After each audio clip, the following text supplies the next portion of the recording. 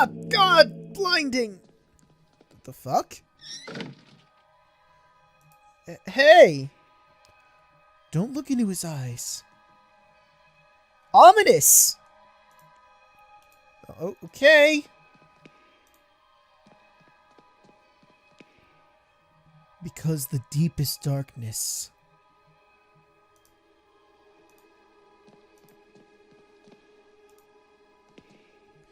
dwells in his eyes. So, did you practice that to give me that message bit by bit? Come in, my son. Do you think you could hide these books from me? They are just classic philosophy books, Father. Plato and Aristotle. Silence! Instruments of falsehood, you mean? Fallacies coming from the snake. Now, son, get on your knees and raise your arms. Ooh. Apologize to the Lord for trying to learn science. Pray to the Lord. Malum. It is Latin. Malum esse, evil in itself. A strange eye-shaped symbol. They never clean this section? Okay. Please stop doing that. Eye of the bird? What does this mean? Do birds keep crashing into the window, or is that just windows breaking? A set of crucifixes next to the door.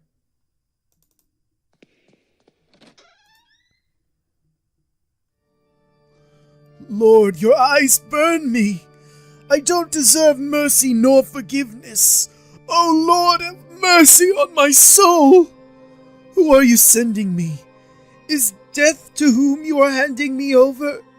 Has my hourglass already run out of sand? Father Ernest? Ernest? It has been many years since I last heard that name. Since... Oh, I see. Father, I'm here to be able to remember. Have you help me? I beg you. Pleas, entreaties, petitions, praying, torments, exemption. Past times bring us just misfortune and pain. Father Ernest, I was one of your students. One of my students, you say? It's only the Lord who teaches us. We must follow his ordinance and disciplines. Get closer, son. Come pray next to me. Not gonna look at the paper on the floor? Okay, I guess we're praying then. He has a large burn covering his eyes. He's completely blind.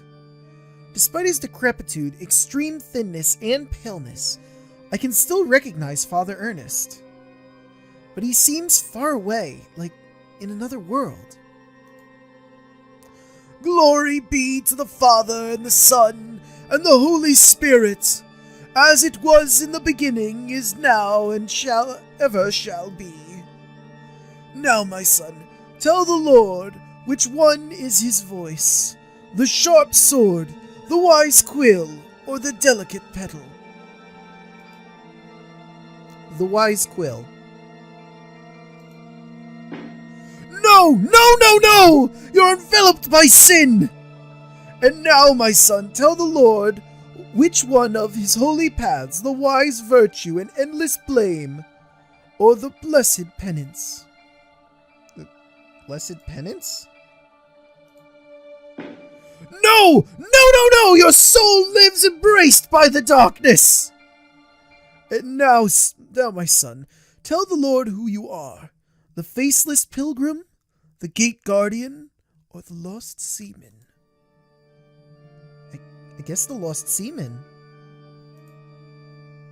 Yes, yes! That is it, my son! We live lost in an endless ocean of sin and blame. Now, leave me alone. I have to purify my soul.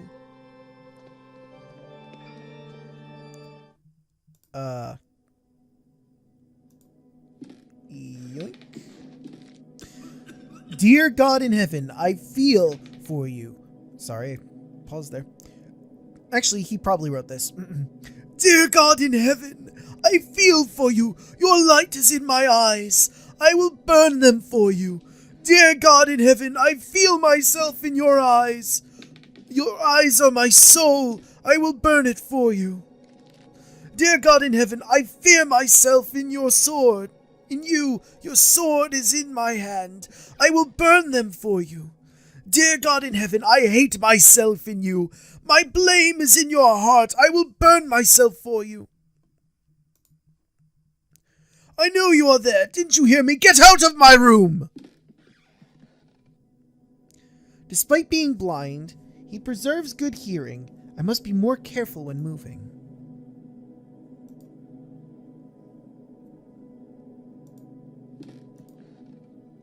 Damn it. How am I going to do this?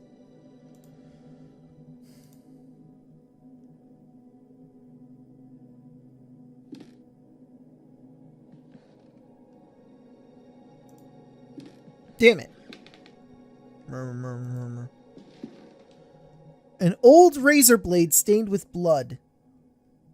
Yoink. Are they telling me to kill this man?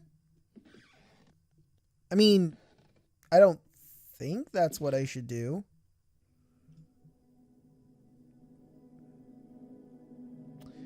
Keeps looking at the door. I don't think there's anything else in here for me to nick. The walls are completely covered with crosses. A mentally ill act. I know you're there! Did you hear me? Get out of my room! I was just leaving!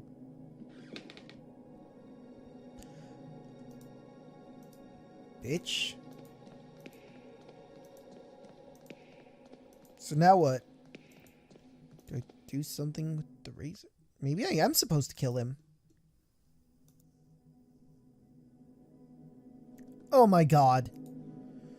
Okay, everyone, I'm a fucking idiot. I mean, I don't think... I mean, that one I was using it as a crutch. I can't believe I forgot about the tapestry upstairs. Oy vey. I think it was because it was covered in blood. It had me think I needed to kill him with it. I won't be able to cut this thick tapestry using just the razor. My hands wouldn't have enough strength. Oh. Log razor? Using the wooden stump as a handle, I can use this to cut.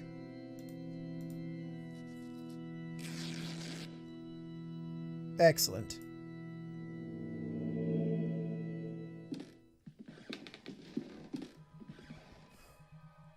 And finally, our expert on philosophy, Jeremiah DeWitt, shows up.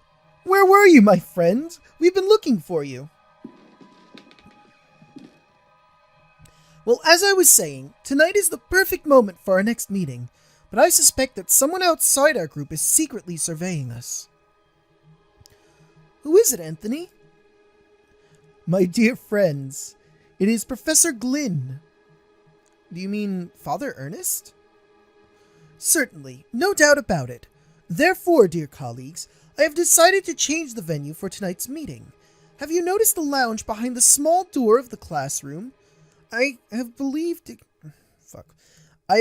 convenient to borrow the keys for our necessities.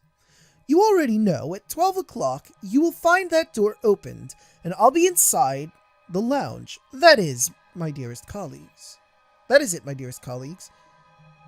Videt nes neque secat. And then they all say it. I would have said it, but... Actually, I suppose I can always do that in post. Anywho... I remember that in this furniture, we used to keep some of our personal belongings. Now it's empty. The walls are in complete disarray. I could probably punch through it if I tried. Well, what's stopping you? I mean, no one's gonna care.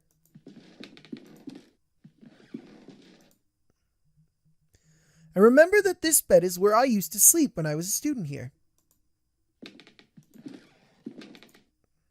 A dusty mirror. And that's it, huh? Well, I got a vision of my past. Is there anything of note around here? Okay. So what do I do from here? Okay. This is dumb, but okay. Here's what we do.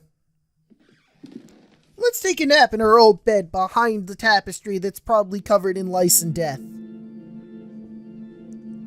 What? Mr. Rabbit was jumping through the forest in a warm spring afternoon. Is that all it says? That's all it says.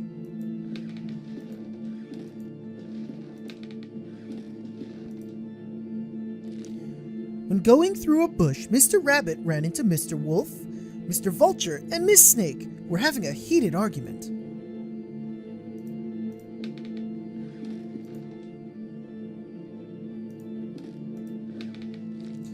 Mr. Rabbit, curious, asked them, "Dearest, why are you arguing in this beautiful and cheerful spring afternoon?"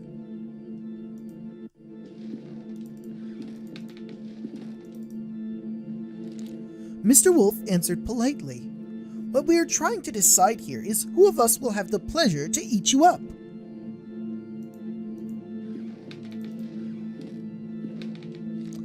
Mr. Rabbit, really scared, said, "But I do not want to be eaten! I want to live!" Well, I mean, the vulture likes eating dead things, so he could have the remains of whoever wins. To which Miss Snake answered, smiling, "That is impossible to happen, Mr. Rabbit, since we all, both you and us, are going to die sooner or later. Don't you think so?"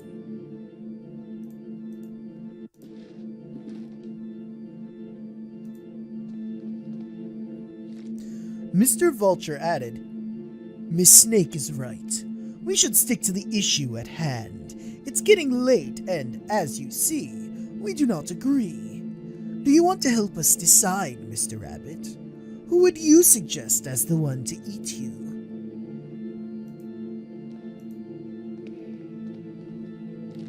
After thinking about it for a while, Mr. Rabbit came up with an idea and carefully said, "I got it! Why not organize a race? The first who arrives to the forest clearing will have the privilege to eat me. No doubt Mr. Wolf can run at a high speed, but Mr. Vulture can go flying to avoid any obstacle. And I'm sure that Miss Snake knows all the shortcuts in the forest. What do you think?"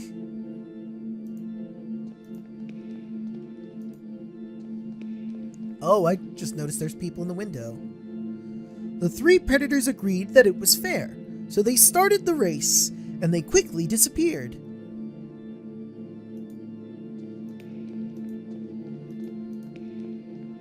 Oop, missed it. Mr. Rabbit, happy to trick them, started running at high speed in the opposite direction of the predators, who eager to prove their worth, didn't realize the trick. Dumbasses. What?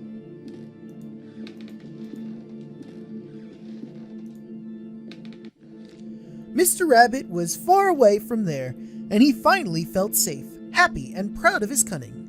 But then there was a loud bang, and the earth shook. Frightened, the birds flew away, and everything went dark. The end. Oh, Jesus! Hey! So I'm just gonna... go. Goodbye. An impossible love.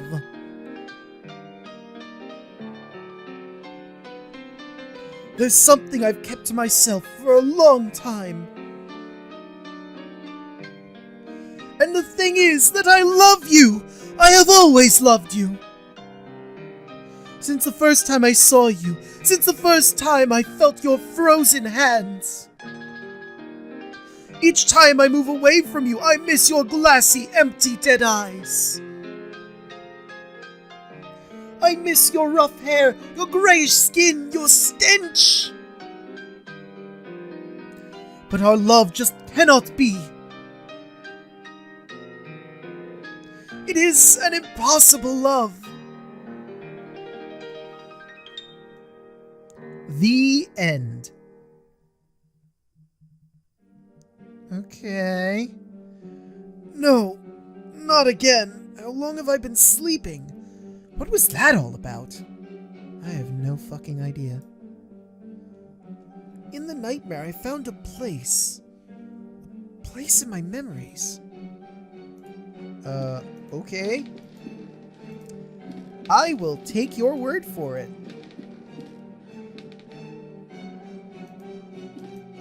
I think he's telling us to go down to the old classroom.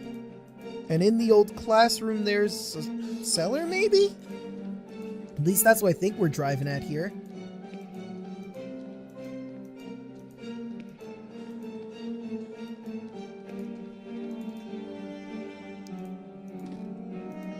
In the classroom. It isn't behind there, I don't think. In my disturbing nightmare, I was brought to this spot. Yeah, it looks suspicious. It is the trapdoor I saw in my nightmare. From here sprouts a horrible stench. There's something down there. Well, let's find out what it is. Oh! Did you see? Did you see? It was there, just in front of me. That thing. It was screaming. He shakes uncontrollably, his body racked with pain, and there's only one way to end his suffering. Here, have some morphine.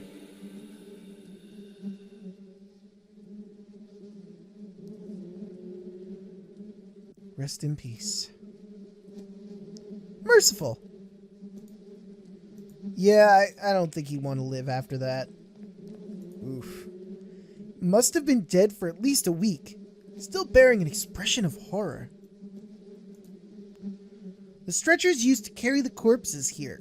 Who's behind all this? Yeah, I don't think it's Monsignor, Father Ernest, or whatever. The decayed corpse of a young woman. It seems as if she's been devoured by an animal. Maybe Mr. Baldwin's a werewolf or something. Walls are splattered with dried blood. Ah, the light! It burns!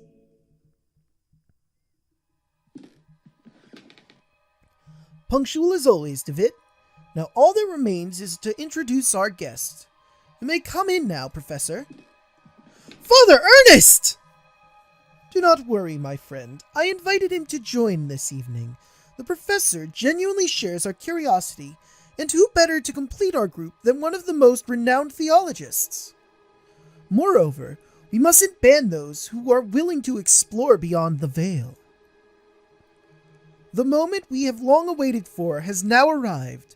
Please, all of you, take a seat and we shall begin the procedure. Soon shall the door be open, and then may we finally see what lies beyond. Now, I ask you to close your eyes. You'll feel a momentary prick as I inject you with the serum.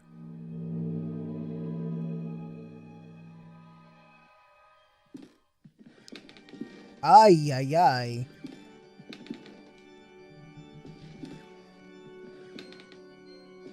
Even after all these years, I have not forgotten your voice. You are the fourth witness. I remember now what happened. What is it that we saw? The eye of the bird, Malaminse. What happened to us? What is it that we witnessed? You must tell me! You must make me understand what my mind cannot fathom! It was our curiosity that damned us. We opened that which we should not be opened. In doing so, we have shorn the veil that separated our world from his. In seeking visions, we ourselves were seen by the eye of the bird. It remembers us. It looks for us. It calls us from the dark nest from its abominable lair. All these years I've attempted to return to it, but I've no strength left. These poor wretched creatures are too fragile. They lack the sight to return. Not one of them has. Only us, the 4 witnesses. Who are the other 2? Where are they? They disappeared as you did. I haven't heard from any of you. But I was seized by curiosity. It absconded with my faith and deprived me of sanity. Oh Lord, forgive me, for I have sinned. Nothing remains. All that is left is surrender. Surrender to him. Gravely have we sinned. And now, our only absolution is to burn in flames. Malum. In. Say.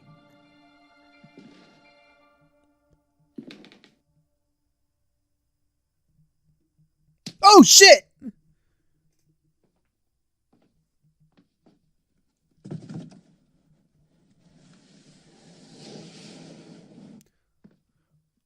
Was not expecting the hammer.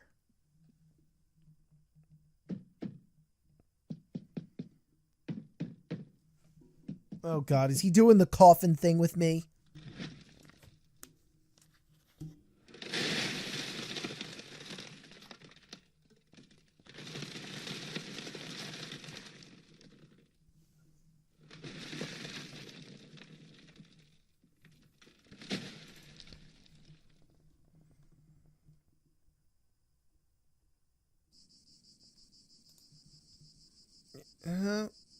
What?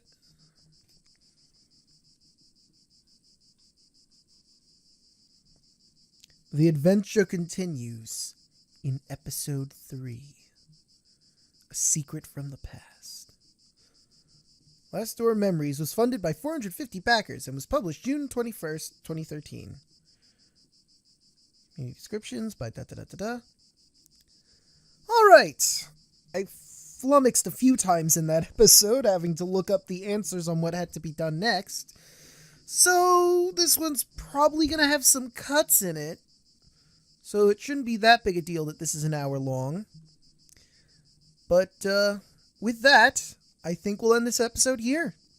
Next one, we move on to episode 3. See you guys then.